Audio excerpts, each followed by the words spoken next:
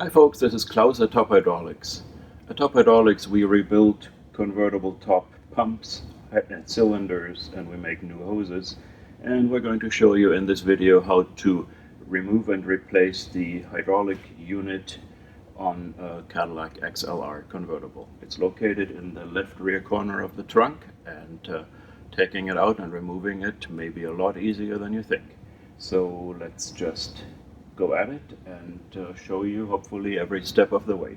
We'll start out with opening the trunk, and then we'll show you all the details. So as I said, the hydraulic pump unit is located in the left rear corner of the trunk. I'll show you in a moment how to see it and how to get access to it. Just for completeness, the part number of this pump is 88958028. Top Hydraulics rebuilds these pumps, makes them truly better than new inside to last longer than the original one under normal circumstances. So it's a no-brainer. We can provide you this pump in core exchange, where we send it to you first, then you send back your old one, or you can send us your pump first, then we rebuild it and we send it back to you. Anyway, having said this, the basic tools needed for this job to take out the pump and replace it are a 13mm hex head, like a socket wrench, 5mm Allen, and two Torx drivers, one a T25 and one a T15, and if you want to be luxurious, a little trim panel removal tool. So let's take this pump aside and I'll show you where the pump is at in the trunk. If your top is moving sluggishly and stuttering on the way, and it's getting worse and worse, then you likely have a fluid leak somewhere. And to check for that, the easiest way to check is to look at the reservoir at the pump. So down here is the pump. We have flipped up this piece of trim, and sticking up is the reservoir of the pump. It has a maximum and minimum fluid level marker. If your fluid is below minimum, then you have a leak somewhere. Just like this pump here, there's a leak somewhere in the system. Actually, several of the hydraulic cylinders in this car are leaking, and we're making another video that shows how to replace any and all of the hydraulic cylinders in this car. Piece of cake. Anyway, here is where you can adjust the fluid level. If the fluid level is low, below minimum, then you can temporarily make the top work by unscrewing this fill port and adding some fluid to the pump. But this fluid doesn't evaporate. If the fluid is low, then you have a leak somewhere, you have to find it and take care of it. Anyway, to take the pump out, it is more convenient to take out this side trim panel, for which you want to remove one screw here. You want to pull one tab back here. That's why I have this trim panel removal tool. You can just get pliers or a screwdriver behind it, but it's convenient to have this removal tool to pull this one tab out. And then lastly, we have a T15 Torx to take out this piece here. You can also do this with a 3/32 Allen wrench. So once this bolt is out, I'm putting the bolt in a magnetic tray, I can take the trim piece here off, and it comes apart, and keep pulling on all ends until we have this trim panel pulled out all the way. Well, I forgot. There's another hook for the cargo net down here that I need to unscrew.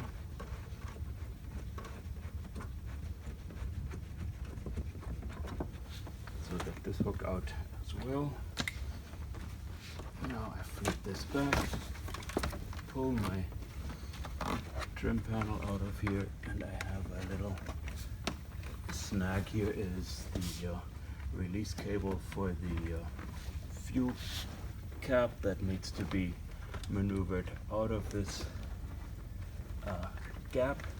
Once I have gotten rid of that, and unplugged the interior light, I can pull the rest of the trim panel out. It is tucked under a hinge over here. Pull it out, pull on the rear, and again, as I said, unplug the light here and get the fuel cap release cable out of the way. Then we have this trim panel out.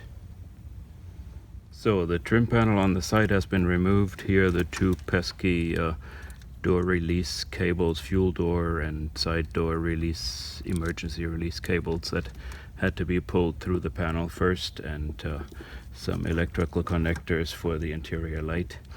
Anyway, I also folded the carpeting for the trunk forward so that we don't get that oily in case we have an oil spill here.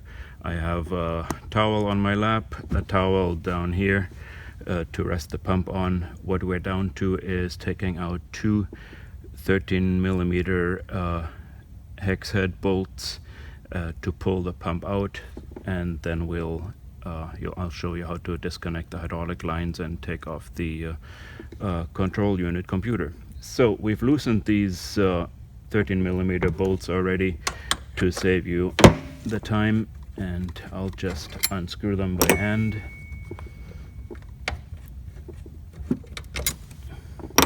Now all we have to do is pull out the pump unit straight up, and we just have to wiggle things around a little bit until everything moves where we want it. Now eventually we have the unit up this high, and now you see the folding top control unit mounted next to the pump. That's Cadillac part number 15813086, folding top control module.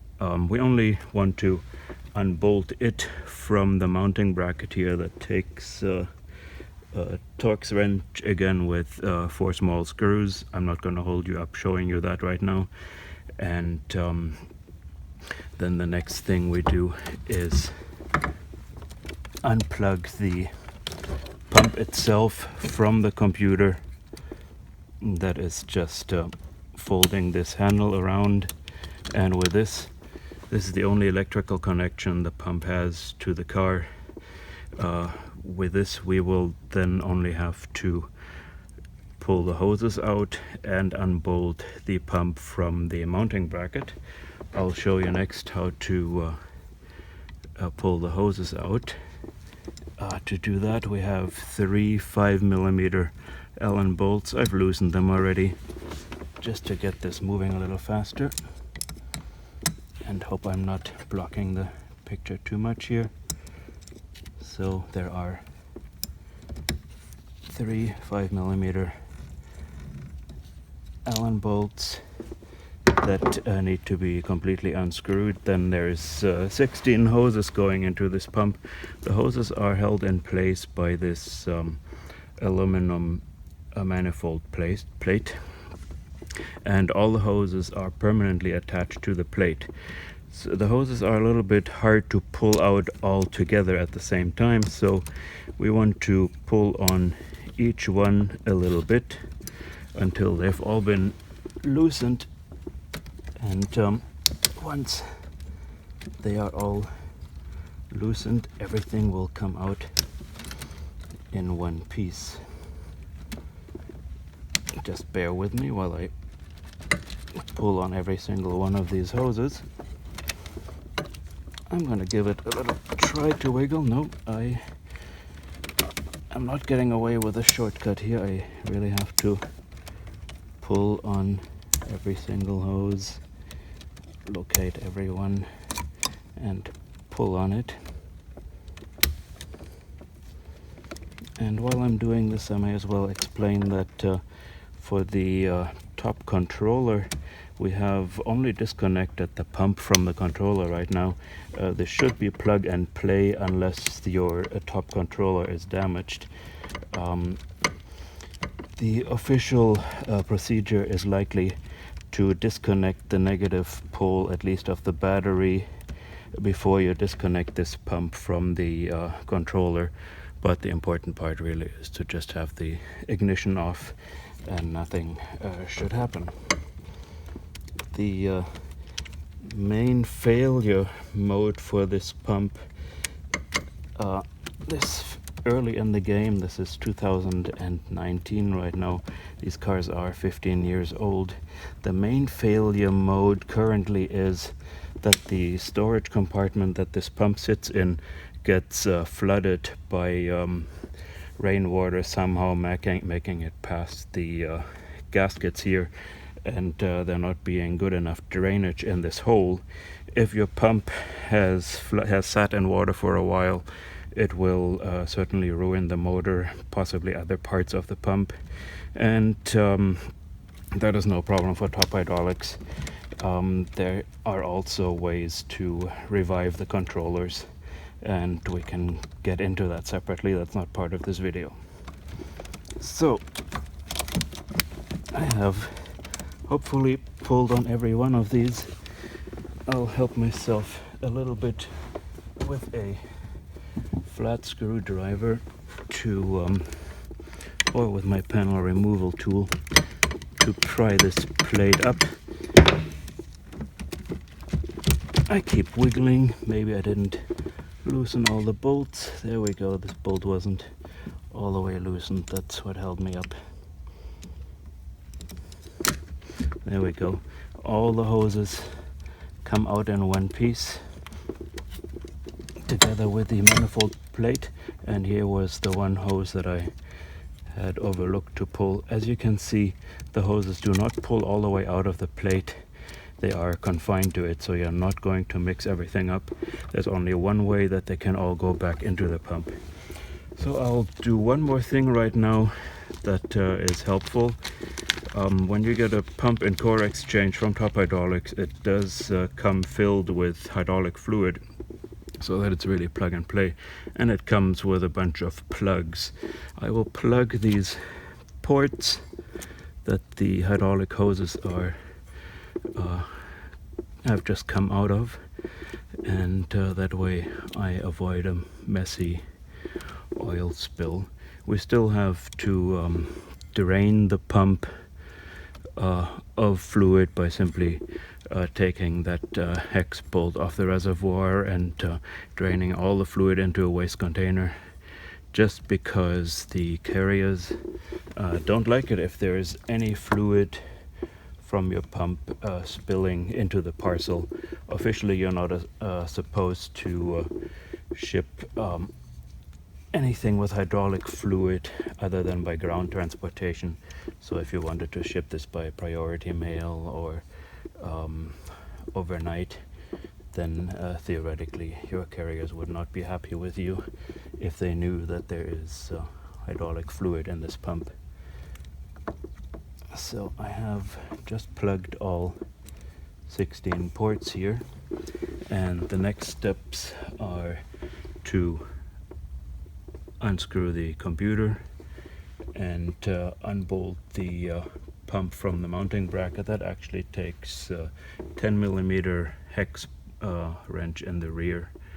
And then lastly, there is the mounting bracket for the controller itself is fastened to the pump with T25 Torx bolts. I'll show you all those parts in a moment removed from the pump. Don't want to hold you up watching me unscrewing every single thing. So here we have already removed the control unit from the control unit bracket, and the pump is taken out of the hole. We've taken some bolts out of the control unit bracket already because we didn't want to waste your time watching this. This is just for reference, so you'll see later on again how it goes on. And same in the rear. One of the tools that I hadn't mentioned originally was that we needed a 10mm hex head socket wrench. We've already taken 2 bolts out. I'm taking out the third one now. And it helps to just lay down this bracket the way the pump would be laying on it. Here we are, have the old pump out. Ta-da! will also show you an example of a pump that got completely waterlogged. So this pump surely failed because it's been underwater for a long time. No problem for Top Hydraulics to fix this. We go through all the components, replace anything that needs to be replaced. We go through everything, upgrade internal components, and again, this pump will be better than brand new inside once we're done with it. The other thing that I wanted to point out to you is see how everything seems so dark in this reservoir? That's because the hydraulic fluid in the car that this pump here came out of, it's a core that a customer has sent us. That hydraulic fluid was full of sediments and sludge. The sludge develops with time just from wear in the system, and sludge will wear out your pump in the long run. It will also make your cylinders fail faster. So at some point, if you see a lot of very dark fluid in your pump and you can't even figure out the fluid level anymore, really the smartest thing to do is tackle everything at the same time. That is the pump and all 8 cylinders. Either take them all out and send them to us for rebuild, or get the parts first from us and swap everything. It's a one-day job if you're good with your hands and a little bit focused on the subject. Anyway, I'll put away this old core again, and now we put in the new pump that we are going to swap into this car. So here's the new pump. Actually, the best way to go about this is to have it resting at this angle. Take out the 16 plugs for the hydraulic line ports, we call them. That's where the hydraulic hoses go in. I've loosened them up already with a screwdriver, so I'm cheating a little bit to make this go faster. And then once I got all these caps out, I can line up the manifold plate with the hoses that we took off earlier. And let's see that we have this in the right direction. Yep, that looks correct.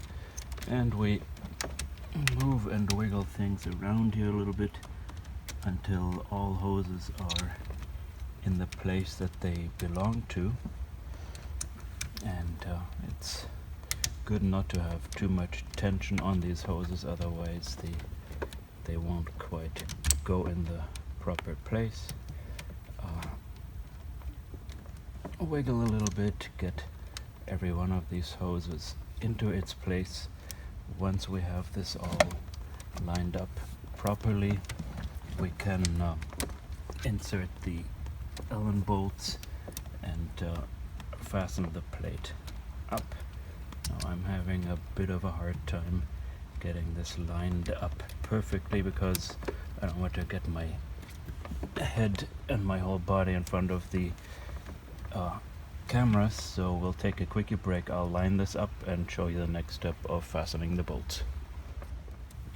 So after moving things around a little bit, we managed to push every hose where it belongs.